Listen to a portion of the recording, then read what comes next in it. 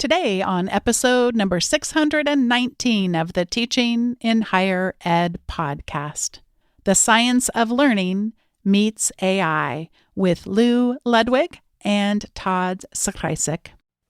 Produced by Innovate Learning, maximizing human potential. Welcome to this episode of Teaching in Higher Ed. I'm Bonnie Stachowiak, and this is the space where we explore the art and science of being more effective at facilitating learning. We also share ways to improve our productivity approaches so we can have more peace in our lives and be even more present for our students.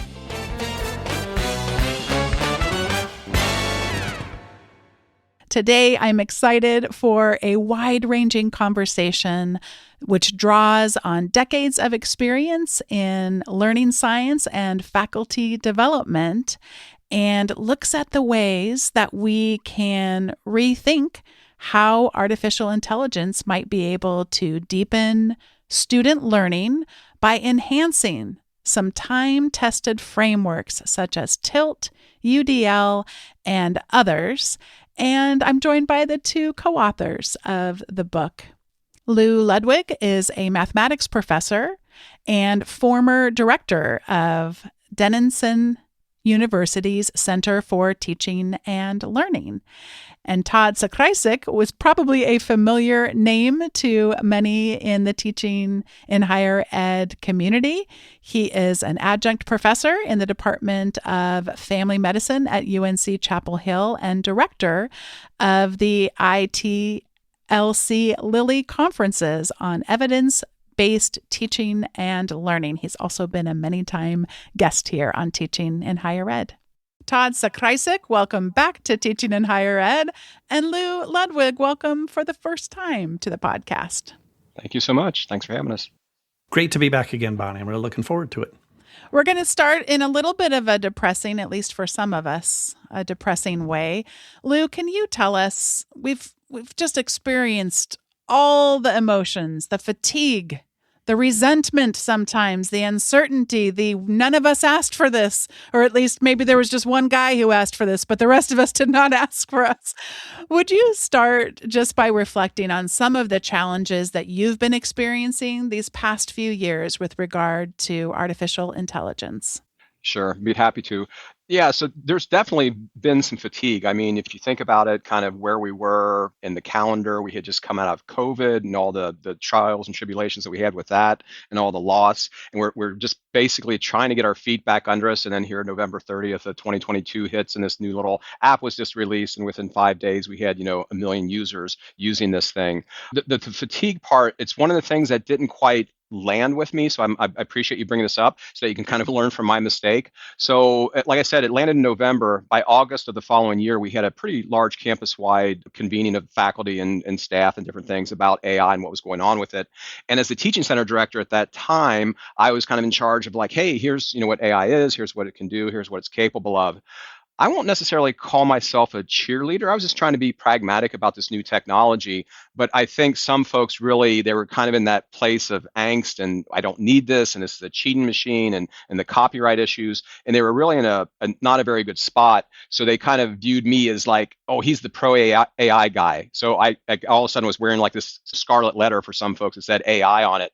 And I really had to step back and kind of learn from that. So you kind of mentioned this a little bit, but yeah, from now on, all of my workshops I start off with, I always have the second slide says this: you didn't ask for this, you didn't request an unregulated, untested, and rapidly evolving technology to suddenly upend education and nearly every other sector of our society.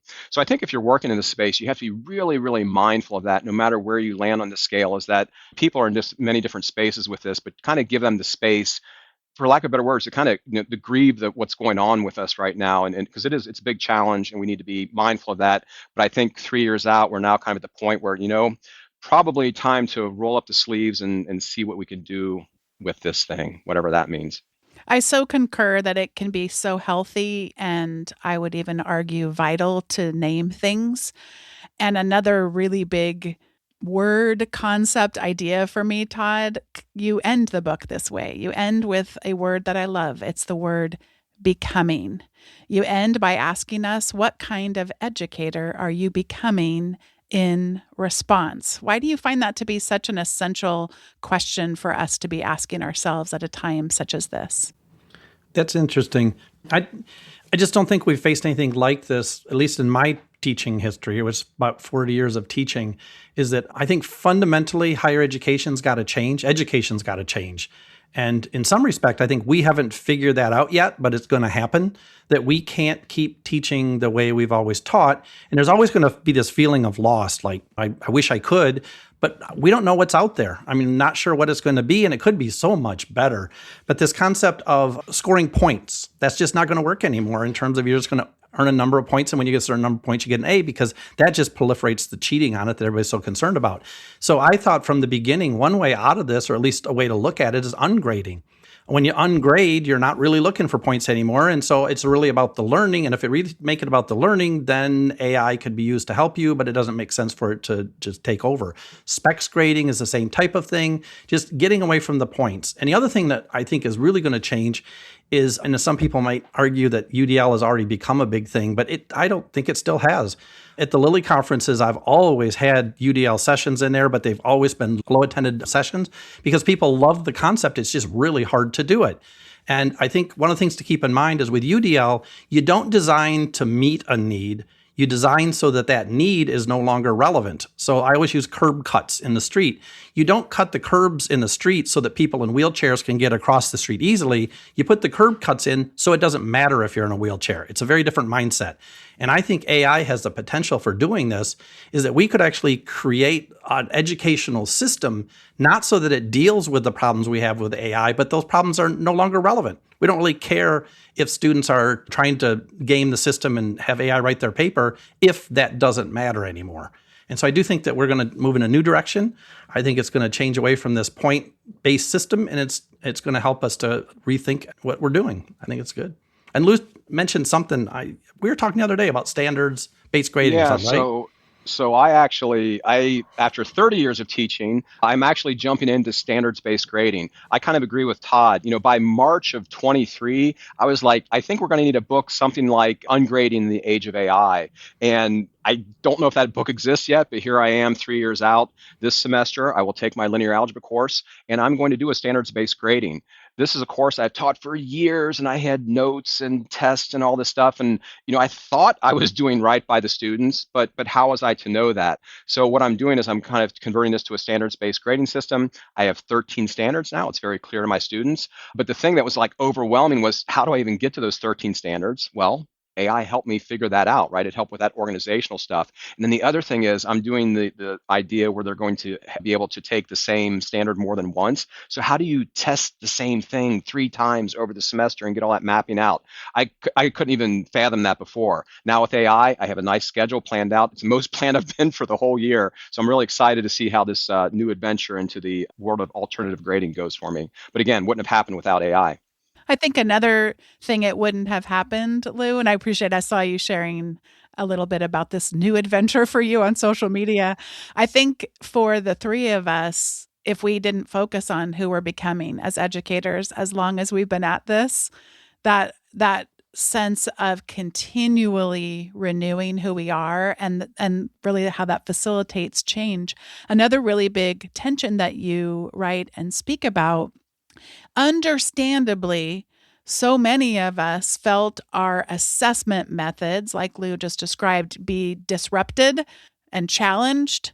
And a lot of these conversations started with, how do I AI proof my assignments? Help me make it so they can't cheat. And again, totally understand the concerns there. We want degrees to mean something.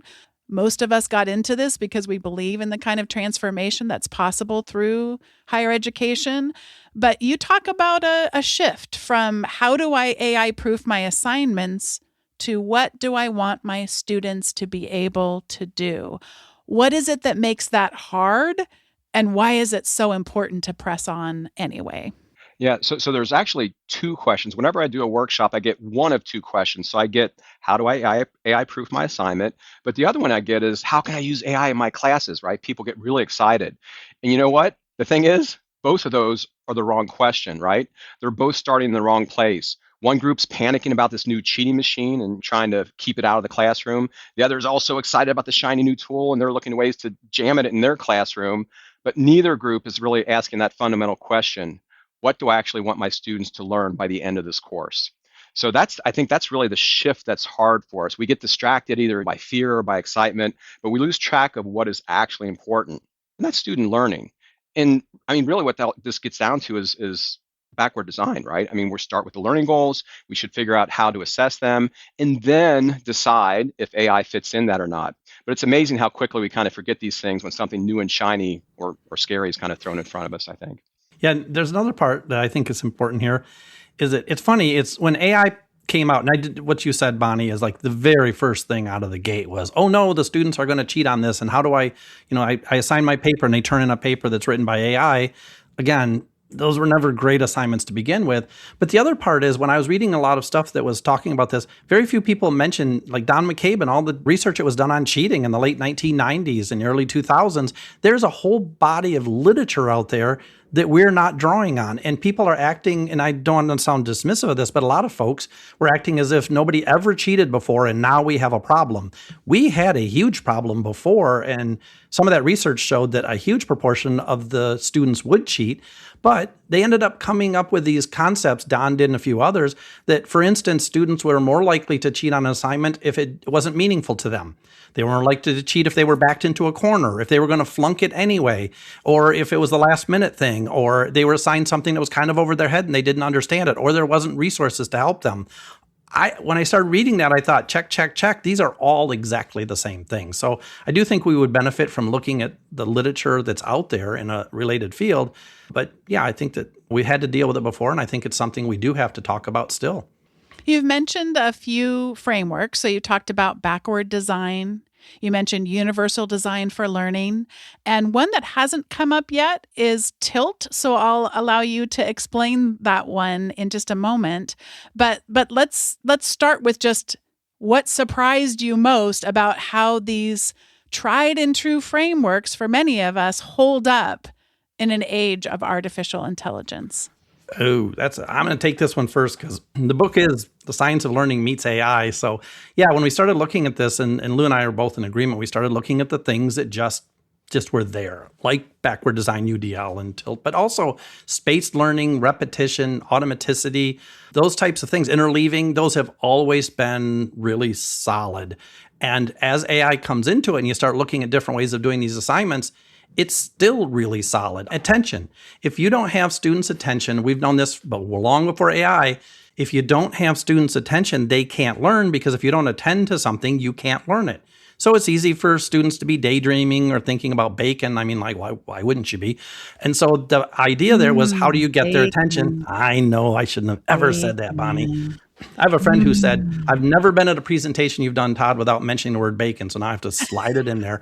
But the concept of, if we, just like right there, see, we got a lot of people listening, thought, I'm going to go make a BLT. But if we don't have their attention, then we're going to lose them. Well, now we've got AI that we can use. So for instance, I might have a class of 200 students and I can have each one of them think about, they have to learn this concept, but they could go to AI and say, I like rock climbing and I need to learn the concept of metacognition. You might come in and say, I like skydiving and I have to learn this term. So now all of a sudden, because we're talking about something we really like, we have a lot of attention. The fundamentals of learning don't change in that situation. So it's really neat to see how they layered in there very easily.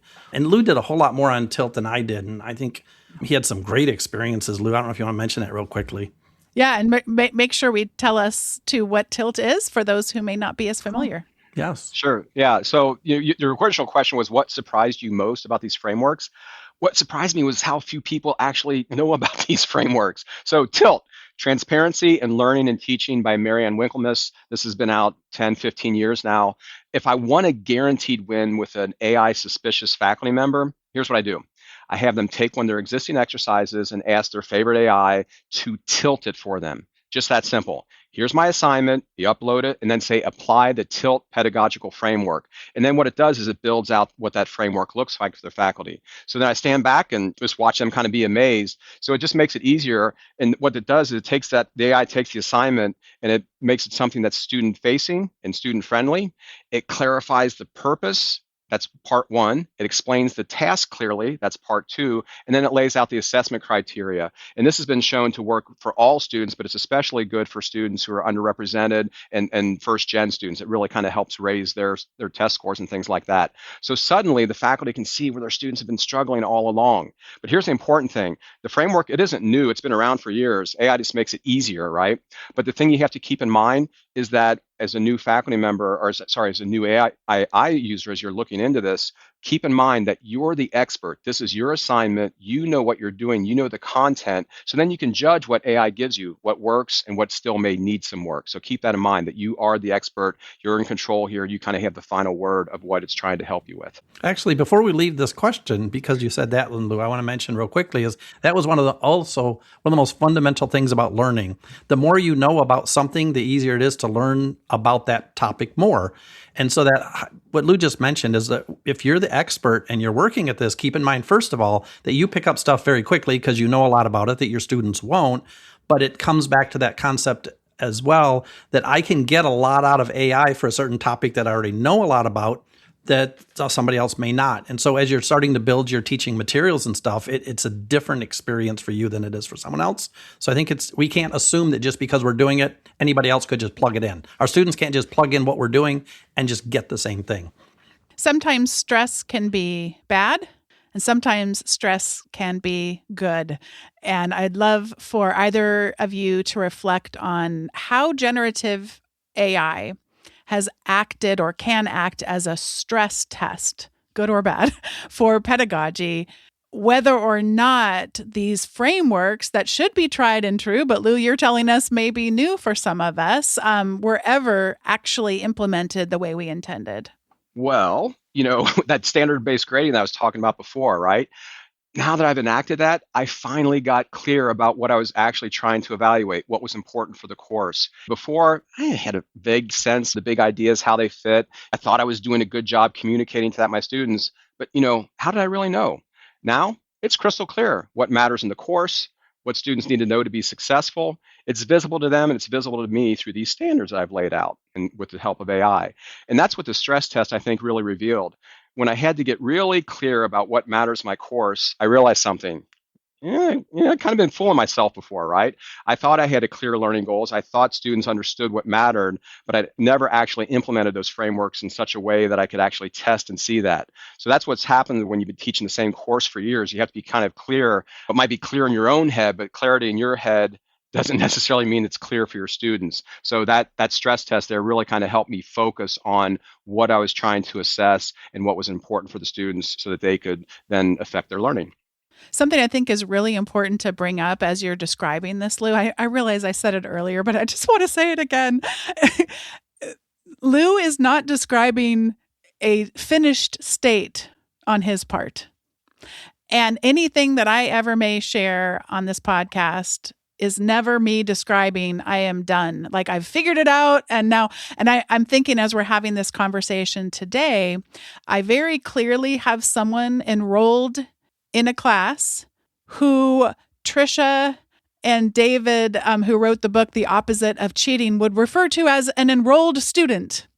And we're just seeing how an AI agent, and for listeners who this is a new concept for, the difference between an agent that can act on behalf of a user versus what many of us have been accustomed to navigating, where someone can copy and paste, for example, instructions from our assignments or grab a screenshot of them and put them into a chat bot. And I just wanted to mention to anyone listening who feels overwhelmed, I guess I'm going all the way back to the beginning of our conversation, friends, is that this is hard. We didn't ask for this, but we're never really done. We're not just like tie a bow and now we've figured it all out and everything's better. But I just want to applaud you really for taking this huge step, because it is a fundamental change in how we think about assessment that goes well beyond simplicity. But on the other side of it, as someone who does make use of standards-based grading, alternative grading, there's a lot of hope there, but it takes some time. And I know, Todd, you've got some experience with kind of rethinking this Are we ever done? Or have we made it, Todd? Have we reached the pinnacle? Or are we on the peak of the mountain? I always remember when I first started in faculty development, there was a faculty member who come by and said, Todd, I want to come to some of your workshops and really support you. I've been teaching for 20 years, but I want to be there and just support you. And I thought, oh my word, you think you're done. You think you're as good as you're going to be. And Bonnie just did a phenomenal closing keynote, by the way, at the Lilly conference in San Diego. Really nicely done, using games and stuff. It was fabulous. But at that conference, I love to ask, how many of you taught for at least a year, at least 2 years? People put their hands in the air. Half of the audience had taught like 15 years or more. And so people are teaching for, they're at this conference because they want to get better. And the one thing I love about AI with respect to this is what Lew's mentioned too is, I used to spend 4 or 5 hours to put together material so I could give a 50-minute presentation in a class or a lecture or active learning kind of things. Now I can just try so many different things. If I'm going to teach distribution of sample means in a stats class, I can try a ton of different things, find the one I like, and still not spend that much time. So I do think it gives us a lot of opportunities. Like social science, we like to test things in a lot of different ways. It allows us to do that. One of the concepts that you at least introduced to me, I don't know if you coined the term, but it felt new to me, is the idea of generative AI intuition. You introduced this idea of us developing Gen AI intuition. How do you see that as different from maybe thinking of it as technical skills or prompt expertise? And how do you see that changing or developing over time? Okay, so when I first started using AI pretty regularly, that was probably the spring of 23, had been out for a few months, and I was constantly frustrated, right? The results were lacking or just, it didn't give me what I was asking for, especially pictures, oh my Lord. And I asked my son, who was a computer science student at the time, and he'd been using it for a while, and he kept on saying, just ask it what you want. Like, what does that mean? What do you think I'm doing? But 3 years later, my son Bjorn, yeah, he was right. So what I think it means is building generative AI intuition. It isn't about like the technical skills or knowing the perfect prompt. It's about the skills you already have as a teacher, right? What are teachers good at? We're good at asking questions. If a student doesn't get the right answer the first time, we dismiss them out of hand. We rephrase it, right? We think about, let me ask it in a slightly different way. We give it a different angle. We look for what they're missing and try to adjust that approach. And if you do the same with AI, that's what my son was saying, just ask it what you want. It's going to give you, if it doesn't give you what you want, you can just ask it something differently. You can kind of iterate, you can clarify, and not just rephrase the question, but think about how you would work with a student and kind of thinking about how good teaching would apply in that context. So I think it's not any kind of magic prompt, but just to converse with the thing as if it were a student that was eager and trying to please you, but you were trying to kind of help it through to get to the solution that you were looking for. And a lot of times the student can't look in your mind at what you're thinking, and you have to share those ideas with it first before you can start asking the questions. So yeah, I'm not much on, like I said, prompt engineering, but I talk to my AI quite a bit, like just kind of converse with it. So yeah, and I think this has pointed out something else that Lew and I were talking about this the other day too, is we're not all great communicators. Some of us we're not as good of a communicator as we think we are. And I'll just say very quickly, as when I used to teach research methods, one of my favorite things to do is you bring in a jar of peanut butter and jelly and a loaf of bread and a knife, and you say this, you get one person in front of the room, and it's like, okay, we're going to tell you how to make a peanut butter jelly sandwich, but you have to do exactly what you hear. Or I might do that part, and students might say, okay, put the peanut butter on the bread. And so you take the jar of peanut butter and set it on the bread. I say, no, you want the peanut butter out of the jar. So then I tip it and say, it won't come out. And it's like, well, use the knife and then put it on the bread. Okay, put a scoop of peanut butter on the knife, and then you lay the knife on the bread. And the point I was trying to get across to my students is they're not as clear with their statements as they think they are. So what we worked on operationally defining it is, how do you make these clear? And when Lew and I were talking, I thought about those days, because I think there's some faculty members who are confusing their students, and now they'll use AI and they'll say these answers are confusing. And so one of the things that I think Lew actually helped me with is you start asking AI how you should ask it a question.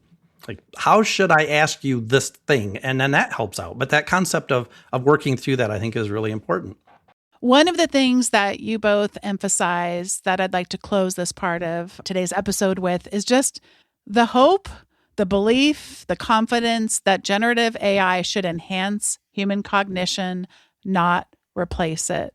Todd, what gets lost when we get tempted and follow through on those temptations Right. to have it try to replace our brains, our beautiful, beautiful human brains. Yeah, this is one that's concerning me. So I'll take everybody out there is like, this is going to be the tricky spot. Number one, learning is not easy. The body is built so that we do things, and then our body, brain, and everything, we know that we need that, so we work at it. When we have to lift stuff a lot, then all of a sudden we develop muscles. If we don't lift things, we don't develop muscles. If we learn something by repeating it over and over and over again, then it comes to mind really easily because our neurons, we got a system that figured out if that neuronal path is going to fire easily, it doesn't take as much energy. So if you're going to start the car every morning, you just do it. So point is, learning takes some work. AI sometimes is really easy.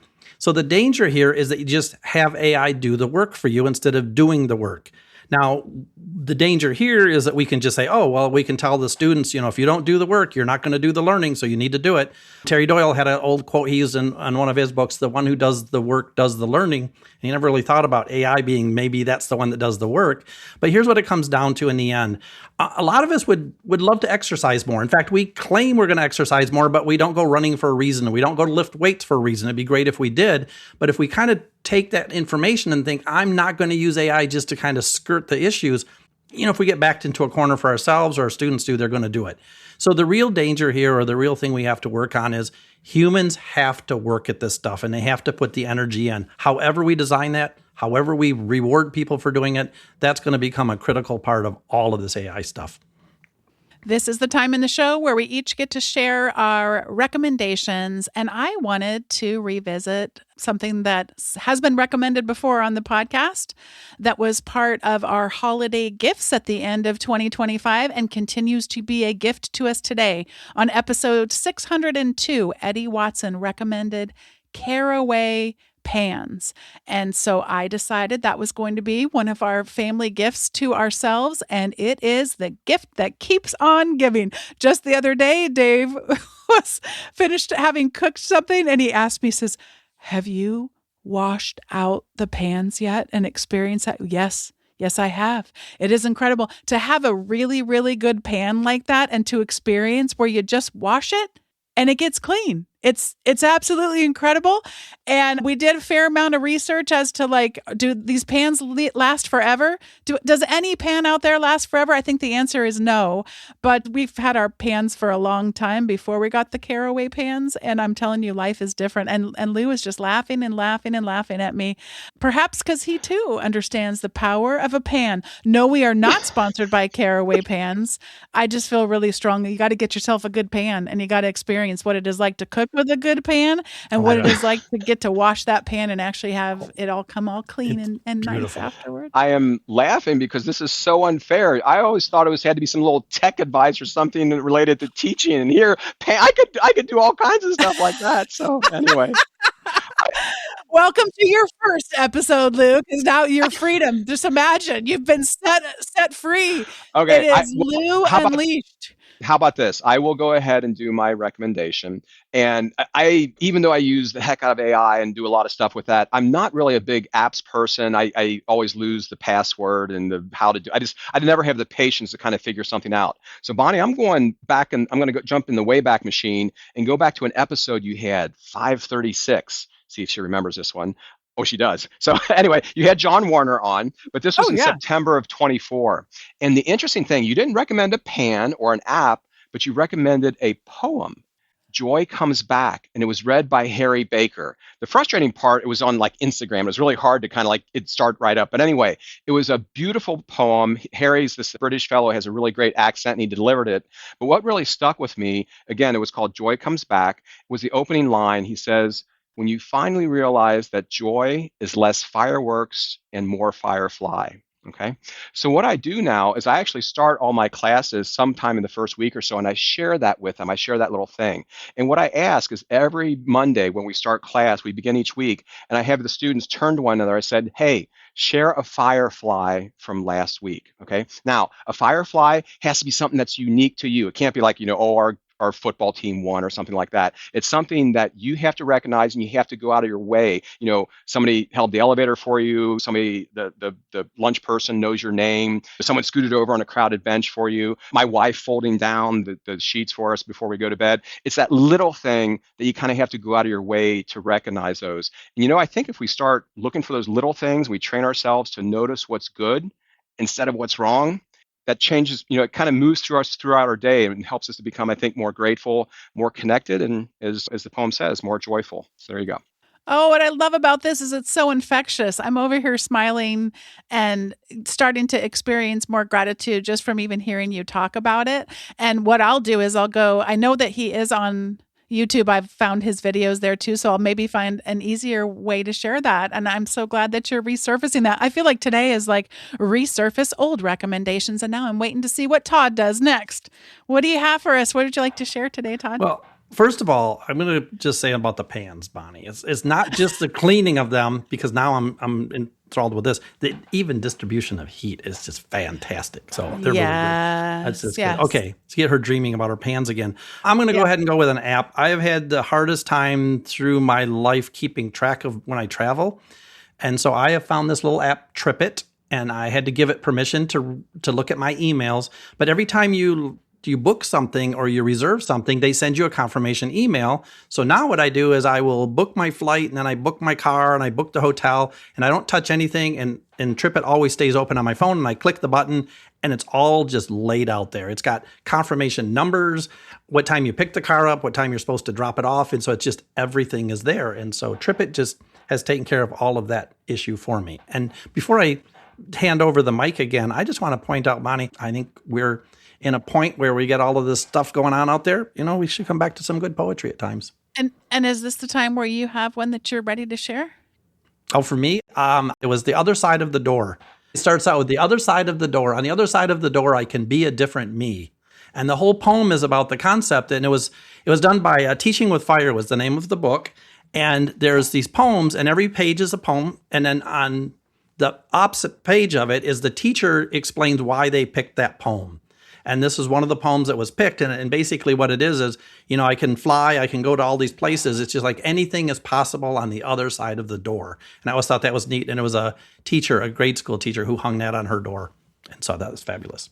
Oh my gosh, we could have had a whole conversation just about that, because it's reminding me of the trust or the lack of trust. We were talking about friction earlier with regard to assessments, and we want learners to trust us, that the friction that we've introduced to the learning process actually has a worthy purpose. And I would say some of us, in some cases, even the three of us perhaps sitting right here together today, aren't 100% worthy of that trust. And that's why the process that Lew was describing earlier of just continually going back, what is the learning goal? You'll never get finished asking that question if you ask me. So the idea that on the other side of that door, so much is possible, but that it's going to be a little bit difficult. There will be challenges to endure, but that they are worth it because there's something incredible on the other side of that door. And the more that we can be in solidarity to be worthy of the kind of trust that says, yeah, this is going to be hard, but you know what? It's going to be worth it. It's going to be worth it. One of our kids was just telling me the other day that she was so mad at the 7th graders. Oh, I guess I just gave away which kid it was. So mad at those darn 7th graders. So mad. Mom, I'm so mad at those darn 7th graders. What those darn 7th graders did was use AI to cheat on an assignment.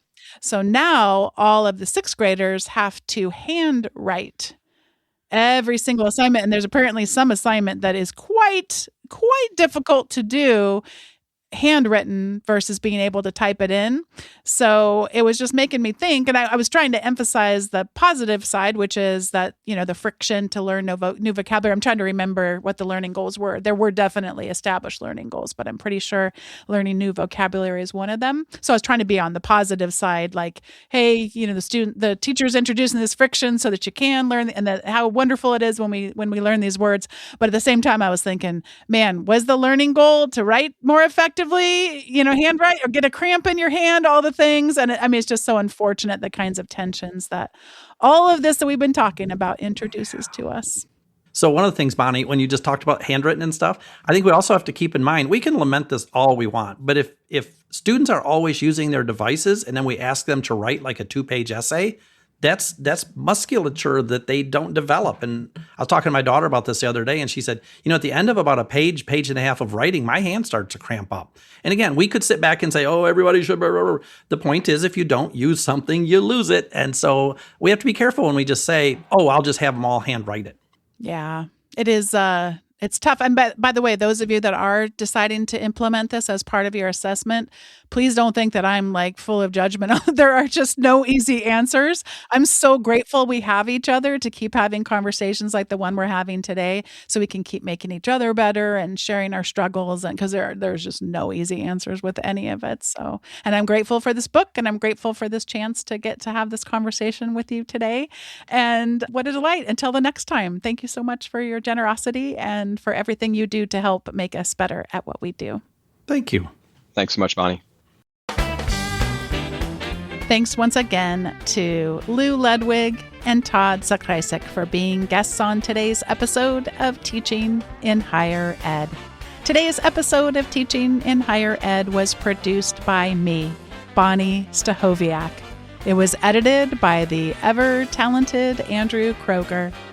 Thank you so much for listening, and if it's been a while and you have yet to sign up for the weekly updates, now is your time to head over to teachinginhighered.com/subscribe. You'll receive all of the show notes and also some other resources that extend beyond those resources. Thanks so much for listening, and I'll see you next time on Teaching in Higher Ed.